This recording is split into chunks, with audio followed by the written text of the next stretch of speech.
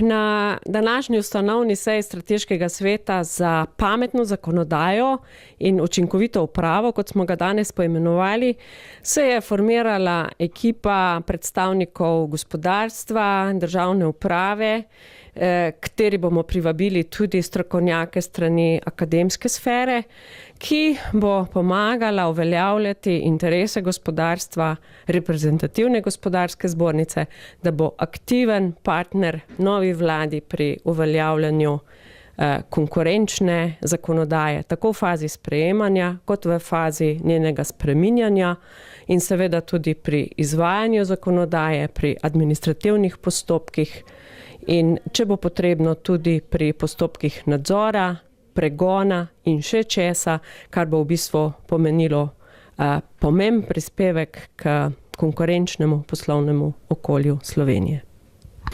Ja, v bistvu tak strateški svet se mi jasno zdi pomemben, ker do zdaj se je glas gospodarstva enostavno premalo upošteval vseh sprememb, ki so bile velikokrat narejene na hitro, prepodrobno in pa brez pravega efekta. Zato pač je moje mnenje, da prvo, kar bi se morali zdaj lotiti tudi pač v vladi, katerakoli že je, da odpravijo prenormiranost vseh teh postopkov, vseh principov, ki nas pač v gospodarstvu dušijo in so nam zbirokratizirali naše delovanje. To je prvo, kar bi morali storiti.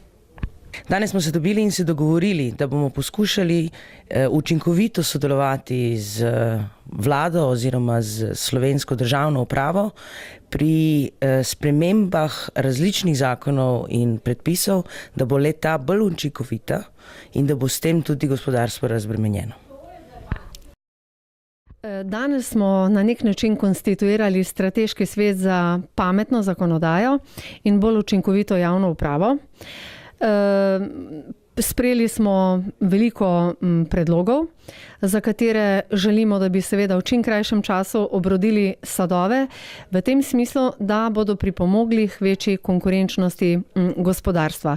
Vemo, da je zlasti državna uprava tisti javni servis, ki pomaga in to zelo občutno pomaga oziroma sodeluje pri delu gospodarskih subjektov.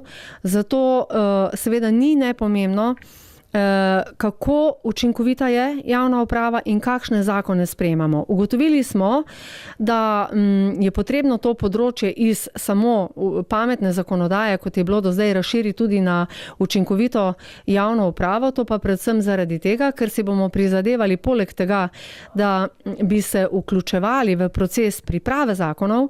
Upamo, da bo nova vlada temu prisluhnila in vključila Gospodarsko zbornico Slovenije kot partner, ki bo povabljen že v sami fazi priprave zakonodaje, da se ne bomo potem srečevali s tem, da bomo na že sprejete zakone opozarjali, kje so ovire, kako jih vključiti v, bom rekla, program za iskanje teh ovir in odpravo teh ovir. Seveda pa tudi, ko bomo prišli do relativno dobre zakonodaje, to še ne pomeni, da bo konkurenčnost gospodarstva iz tega vidika sama po sebi zagotovljena. Potrebujemo tudi odgovorne uradnike, ki bodo delali kvalitetno, ki bodo delali strokovno, ki bodo delali hitro in učinkovito. Kaj pa to pomeni? In kaj pomeni odgovarjati za hitro, učinkovito in pa kvalitetno delo? Te kriterije pa treba tudi vzpostaviti. V ta namen se bomo obrnili tudi na bodočega ministra za javno upravo, na upravni inšpektorat in se seveda nekako vzpostavili to sodelovanje, preko katerega bomo prihajali do podatkov tudi na naši zbornici, kaj se dogaja z upravnimi postopki, koliko odločb je bilo recimo izdanih nezakonito, koliko odločb je bilo odpravljenih v upravnih sporih, koliko odločb je bilo izdanih z molkom organa, kakšne so bile sankcije za te državne uradnike in tako naprej. In seveda računamo, da bo z našo aktivno vključitvijo v vse te procese, da se bo zadeva izboljšala.